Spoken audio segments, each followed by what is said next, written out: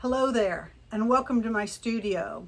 Today I'm going to do a little jelly plate printing with some ceramic inks, and I'm going to use two different jelly plates. I'm going to use this one, which is a homemade jelly plate.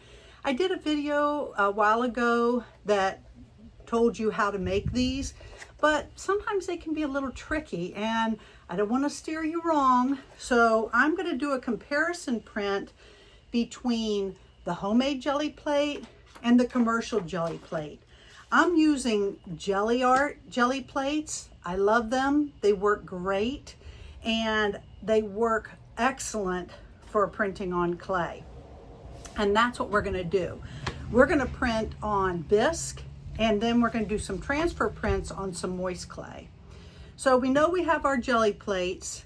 We're going to compare the two and how they print and see what the difference is in that homemade jelly plate. We're going to print with Amaco's brand new velvet underglaze ink. I love this ink. It comes in 8 different colors, but today, just for our purposes, we're just going to use the black so that we're just comparing the printing surfaces. So I'm going to do some with the inks that I've made before, and I did a YouTube that shows you how to make your inks, and we're going to use the new Amaco Velvet Underglaze inks. But a lot of people ask me, what's the difference? Why don't I just make my own underglaze ink? I'm going to tell you what the difference is. The difference with the new Amaco Velvet Underglaze inks is they're specially formulated for printmaking. The color's very dense, the texture is really creamy, and they've added something in there that when I leave the jar open all day printing or demonstrating all day, it doesn't tend to dry up. But if it does, all I have to do is add a little bit of distilled water to make it the consistency that I want. So if you're doing block printing, linoleum printing, softy cut, mono prints, jelly plate prints, whatever printmaking you're doing now, why not get your brayer out, use some Amaco Velvet Underglaze ink, and print on clay. It's so easy. And we're going to be talking about this more and more in future videos. But for today, we're just going to compare our jelly plates. So this is what you need to have. One of the things that you need to have is a brayer. And I wanted to show you these two. This is one that I bought online. It's very cheap. It worked for me really great until I watched a printmaking video where they were talking about this speedball rubber type surface brayer, and it really did make a difference. It's more expensive, but if you only buy it once and you treat it right, it'll last a while, and to me, it's worth the investment. So one of the things that we need is a brayer. We also need some things to print into the jelly plate after we ink it up. So I've got some wooden stamps. They look like this. I bought them originally at a quilt show, but recently I bought them online with Amazon. I think I just typed in wooden stamps.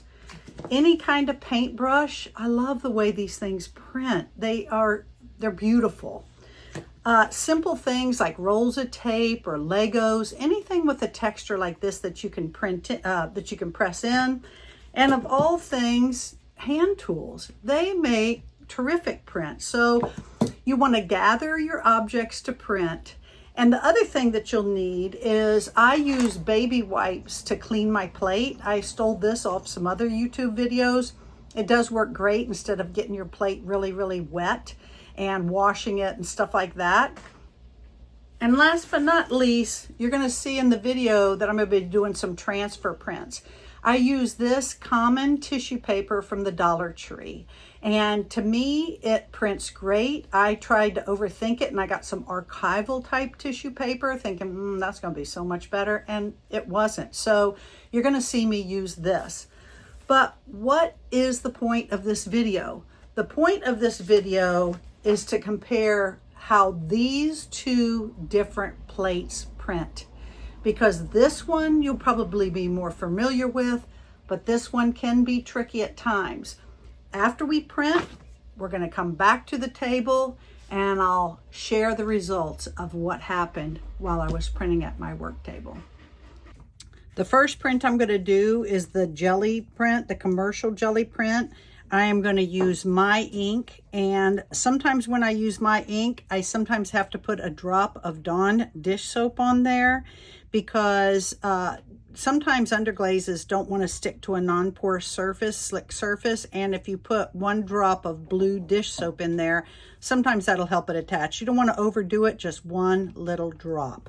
So let's give this a try. So we'll ink up our plate. We'll put a drop of Dawn dish soap. We'll take a brayer and cover it over. And the Dawn dish soap makes this kind of weird reaction to the underglaze, so sometimes I really have to work to mix it in.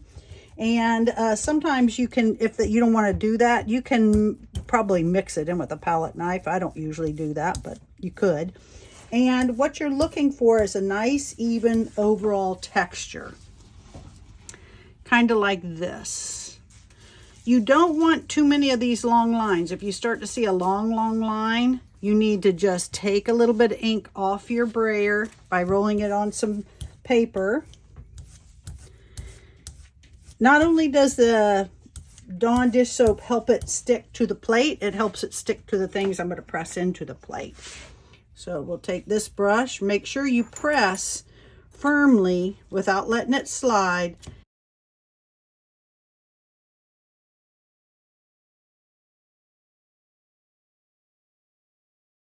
Okay, instead of flipping this onto the tile, because then I might slip and miss it, I'm going to put the tile on the plate.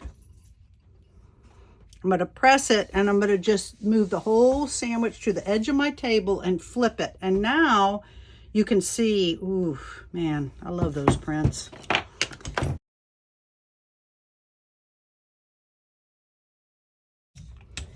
And gently go over it. Now, I do have a piece of plastic to the back.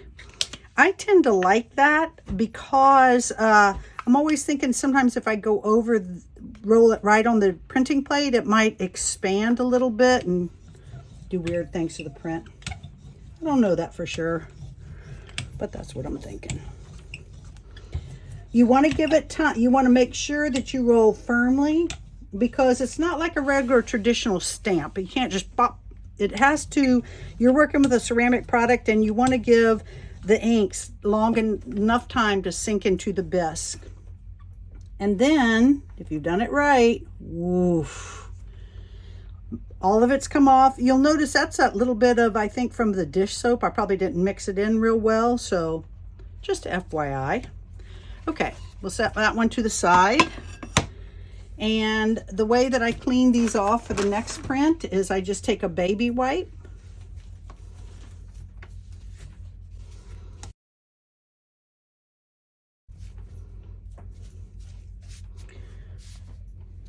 Okay, now let's try a print with the Velvet Underglaze inks. Ooh, I love these. And we'll put some of that on there. I love the consistency of these. They're so smooth and creamy. I'll take my brayer, roll it on the surface. It doesn't take much because, you know, there's nothing that soaks up the ink, especially on these commercial Gelli plates. And I think that when I use the homemade Gelli plates, the ink wants to sink into it a little bit, absorb into it, and I'm not sure why. So that's what I'm working on today. We'll see. Okay.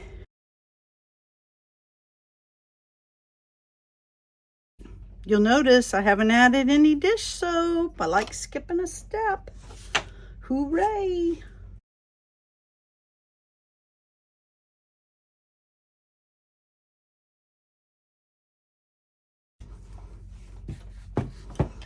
Oh, I love the way these inks print. And I didn't have to make them. I didn't have to let it dry out. All I have to do is unscrew the jar. And it costs the same as when I buy a pint. What's not to love? The other thing that the inks do is they stay in that really creamy consistency longer than my homemade inks. And I do like that. And if I need them a little bit thinner, like if they've gotten too thick, I just use distilled water. Okay, let's see if we stuck. Oh, look at that print. It is so beautiful. All those really deep, dark blacks, and you can see all the texture. I didn't have to add any dish soap. I'm loving the inks. Boom. This is a jelly plate that I made with the formula that I've used in the previous video. And I made it about 8 months ago. And what I have noticed about these plates is the longer they sit, the more tough they become. They're very dense and hard. They get a little bit yellowy, a little more yellow in color. But I made these quite a while ago. It's in great shape and it's never been printed on. So we're going to see how this works. The first one we're going to try on a bisque tile is the homemade inks. Because I have had people in the past say sometimes those homemade inks want to stick to the surface. And I have had that happen, and that's what I want to find out today. Is that going to be something I can resolve? So we're going to add a little bit. And we're not going to add any dish soap to this one. We're going to see if we can just get it stick. This is the ink that I made. Okay, I'm just cleaning off my brayer. And I have noticed with these homemade plates that I have to use a little more ink. There's something more absorbent on the surface than on the commercial jelly plates. Okay, add a little bit more. And again, this is the ink I made, and this time I haven't added any dish soap to it. It seems like it's sticking. I can hear a little crackle in the surface because the ink dries kind of quick on these things. All right, now I'm going to take a paintbrush. I'm going to press that in nice and firm.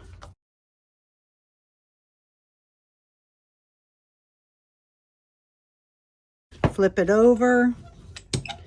Oh my. It's a big yikeser. Not bad, but this is the thing. See how it wants to stick to these jelly plates? So I'm going to pull another print and I'm going to see if I use it a couple of times, if I can get rid of that.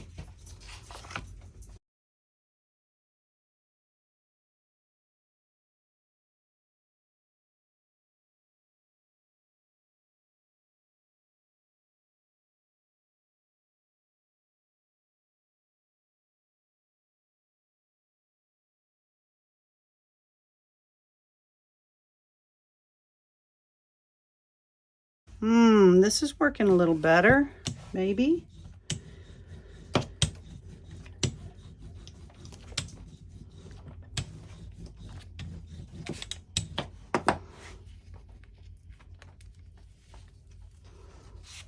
Okay, that's better than the first one. So this is the second one. Now, notice this.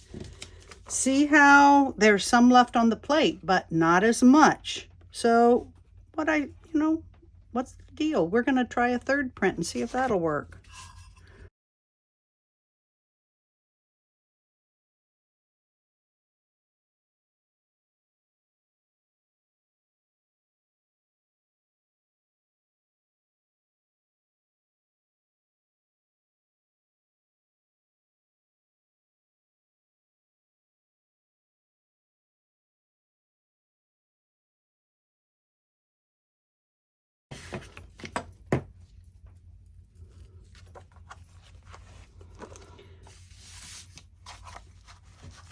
Not a bad print, but I am noticing with the homemade jelly plate, not all the ink wants to come off. I'm still getting a pretty dense print, but I'm not hesitating. After I press the objects in, I'm not hesitating. I pull the print right away.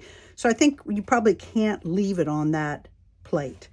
So now let's try the new Velvet Underglaze ink that Amico has come out with. And let's see how that works on that homemade jelly plate. See if there's a difference. Now, bam. New Velvet Underglaze ink. I love it.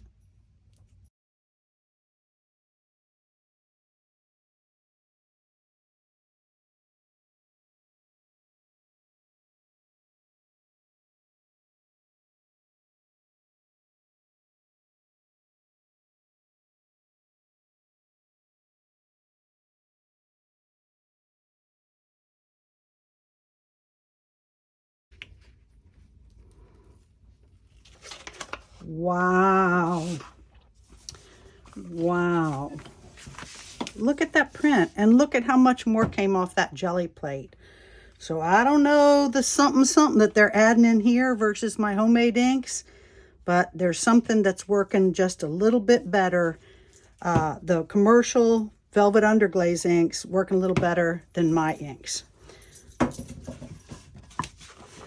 I do have a feeling that the more you use these, the better they would get. Sometimes I do transfer prints with Dollar Tree tissue paper, and I'm going to test out these transfers with my homemade jelly plate and the commercial jelly plate. And I'm also going to try my ink that I made in the past and the new Velvet Underglaze inks. We're going to do the commercial jelly plate first. And we're going to use the homemade inks first. And remember, if your homemade inks don't want to stick to the plate, 1 drop of Dawn dish soap. But it seems like it's sticking pretty good now, so I'm not going to add too much. I'm not going to add any more.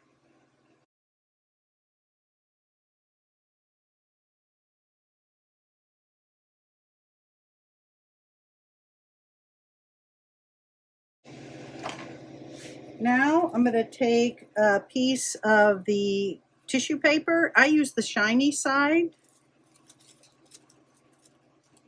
Seems like it works best for me. Lay it down. It's a set it and forget it. Don't go in there and try and move it all around.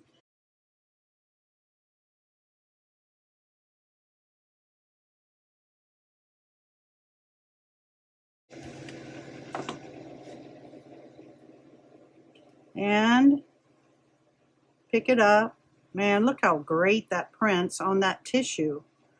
That's like art in and of itself. Look at that. Beautiful. Now I'm going to take it and I'm going to lay it on your clay. And if it's a little wrinkly, I'm leaving it. It doesn't seem to affect it too much. It's worse if I think you pick it up and relocate it.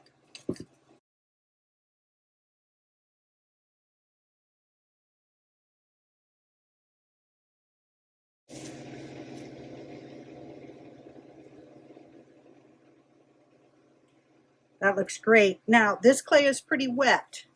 It's pretty wet. So I think I'd even get a better print if the clay was just a little bit drier. We're going to switch so we can do a little side-by-side comparison. And we're going to take our homemade jelly plate and we're going to use the homemade ink.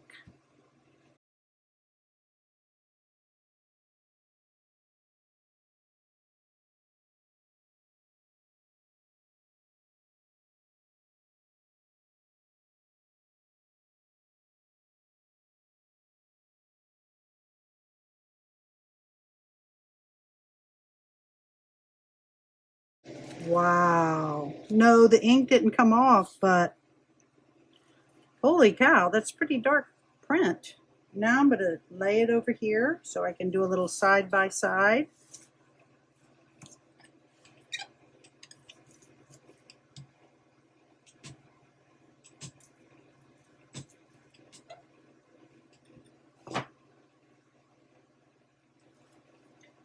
It's pretty good. Now we're going to try the new Velvet Underglaze inks. We're going to do it on the commercial jelly plate, and then we're going to do it on the homemade jelly plate.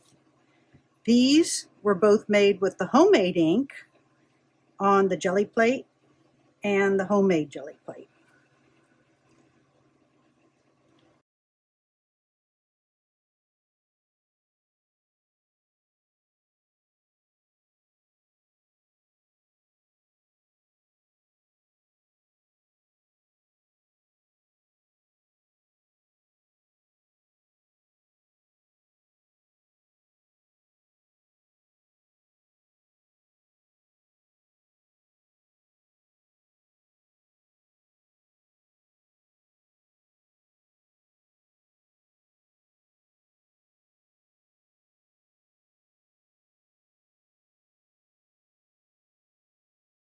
Okay, now we are going to try the homemade jelly plate with the new velvet underglaze inks.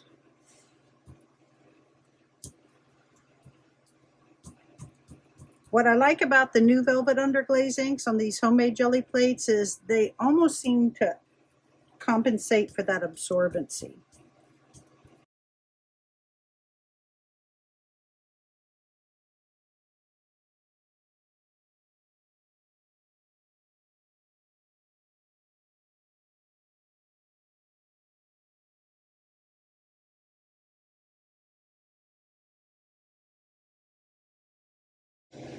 Not bad. Homemade jelly plate, commercial plate, homemade inks, new Amico velvet inks. So the printing is done. What results did we get? I have to say the commercial jelly plate across the board printed great. It is good for, it's worth the money to buy those plates, and they are well worth it, and they don't tend to get ruined on the surface, and they're very hardy, and they worked very well with both the underglaze inks that we made ourselves and the new Amico velvet underglaze inks. The homemade jelly plate is a little bit different, and you have to kind of know what to expect because it's not going to perform the same as the commercial jelly plate.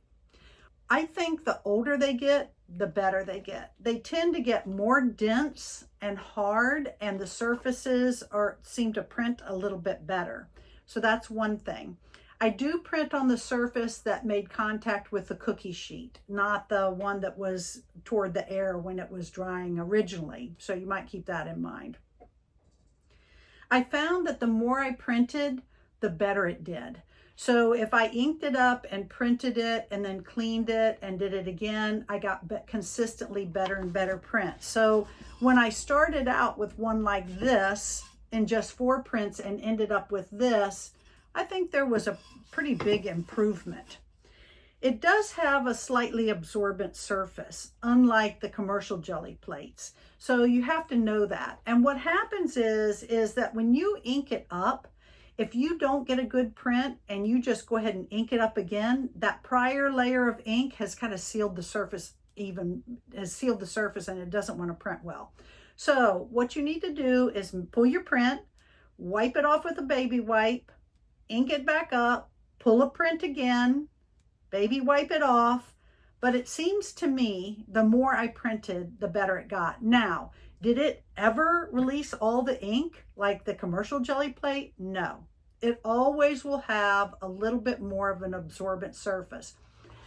I found that the Amico velvet underglaze inks that they just came out with tended to work a little bit better on this. Since the surface is absorbent, it seemed to compensate with this more moist printing ink. They both worked okay. And like I said, the more I printed, the better they got. I think both inks printed really well on the slab. And this slab's pretty wet.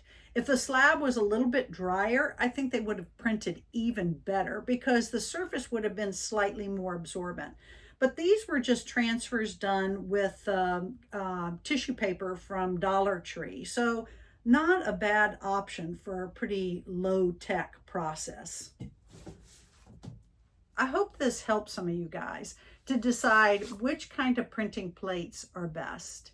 These are more inexpensive, and I like it because I can cast really big printing sheets. This is a little more costly. It is worth the money because it does print consistently well. But I hope you find one that works for you. Happy printing. See you next time.